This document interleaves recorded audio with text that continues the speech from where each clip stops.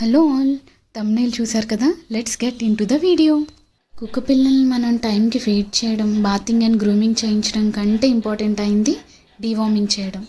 మీరు ఖచ్చితంగా regular basis or as per schedule మీ డాగ్కి డీవార్మింగ్ చేస్తున్నారా లేదా అనేది ఖచ్చితంగా ఎన్ష్యూర్ చేసుకోవాలి. అసలు డీవార్మింగ్ అంటే ఏంటి? వార్మ్స్ ఎలా పప్పీ పొట్టులోకి వెళ్తాయి? ఎలాంటి వార్మ్స్ ఉంటాయి? డీవార్మింగ్ అంత ఇంపార్టెంటా? ఎప్పుడెప్పుడు డీవార్మింగ్ చేయించాలి? డీవార్మింగ్ చేశాక పప్పీకి ఏమవుతుంది? ఇది వన్ స్టాప్ సొల్యూషనా? ఇలా అన్ని క్వశ్చన్స్కి ఆన్సర్స్ ఈ వీడియోలో చూద్దాం. మనం ట్యాబ్లెట్ రూపంలో కానీ, లిక్విడ్ రూపంలో కానీ, ఇంజెక్షన్ ద్వారా కానీ పొట్టలో ఉన్న నులుపురుగుల్ని, నథింగ్ బట్ వార్మ్స్ని నిర్మూలించడానికి వాడే ప్రొసీజరే ఈ డీవార్మింగ్. అసలు వార్మ్స్ ఎలా వాటి పొట్టలోకి వెళ్తాయంటే, మనం వాక్ తీసుకెళ్ళినప్పుడు అవి బయట ఆడుకుంటాయి, మట్టిలో ఆడుకుంటాయి, అండ్ పురుగులతో ఎక్కువ చేసింగ్ గేమ్స్ ఆడతాయి, అవి వాటిని నోట్లో పెట్టుకుంటాయి, ఇన్ఫెక్టెడ్ యానిమల్స్తో కాంటాక్ట్లో ఉండడం. అలా కాదు, మేము చాలా హైజీనిక్ ఎన్వైరన్మెంట్లో చూసుకుంటున్నాము అని అంటే అవి ట్రాన్స్ప్లాసెంటల్లీ అంటే తల్లి పేగు నుంచి ద్వారా పుట్టేటప్పుడే అవి ఆ ఇన్ఫెక్షన్ని క్యారీ చేసుకొని వస్తాయి.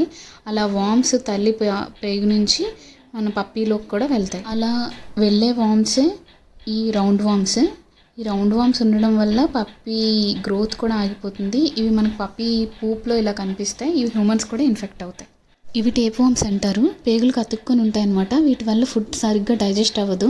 అందువల్ల మోషన్స్, వామిషన్స్, మాల్ న్యూట్రిషన్ లాంటి కంప్లైంట్స్ చూస్తాం. విప్ వామ్, హుక్ వామ్ ఇవి డాగ్ పూప్లో కనిపించవు. ఈ వార్మ్స్ ఉన్న డాగ్స్లో రక్తం లేకపోవడం, ఐరన్ డిఫిషియన్సీ, బ్లడ్ మోషన్ లాంటి సిమ్టమ్స్ చూపిస్తాయి డాగ్స్.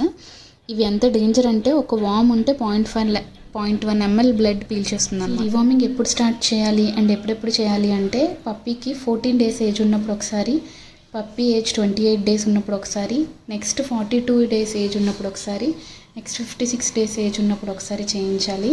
ఆ నెక్స్ట్ పప్పీ ఏజ్ 6 months వచ్చాక ఎవ్రీ 3 monthsకి ఒకసారి అప్ టు 1 year వరకు చేయించాలి. అసలు డీవార్మింగ్ చేస్తే ప్రివెన్షన్ అని కాదు, రిస్క్ ఆఫ్ ఇన్ఫెక్షన్ మళ్ళీ ఉంటుంది. సో ఏ డీవార్మర్ డాగ్కి ఎంత డోస్ అవసరమో క్వాలిఫైడ్ వెటనరీ డాక్టర్ చెప్తారు. మీ ఓన్గా ఏ మెడిసిన్ మిస్యూజ్ చేయకూడదు. ఎందుకంటే పెట్ ఓనర్స్ ఓవర్ డోస్ చేసి డాగ్స్ చనిపోయిన కేసెస్ కూడా మేము చూసాం. డీవార్మింగ్ చేశాక పప్పీకి ఏమవ్వదు. హెవీ వార్మ్ బర్డెన్ ఉన్న వాటికి ఒక్కసారి వార్మ్స్ అన్ని చనిపోతాయి కాబట్టి డాగ్ కొంచెం డల్ అవుతుంది. 2 daysలో అది మళ్ళీ నార్మల్ రికవరీ అయిపోతుంది. పప్పీ హెల్త్ మెయింటైన్ చేయాలంటే డీవార్మింగ్ షెడ్యూల్ కంపల్సరీ. అది కూడా వెటనరీ డాక్టర్ కన్సల్టేషన్తో ఫాలో అవ్వండి. Thank you. ఈ వీడియో మీకు చాలా యూజ్ అయింది అనుకుంటున్నాను. ఇంకా ఎలాంటి వీడియోస్ చేయాలో కంపల్సరీ కామెంట్ చేయండి. Thank you doctor. ఇప్పుడే వెళ్ళి డీవార్మింగ్ చేయించుకొని వస్తాను. బాయ్.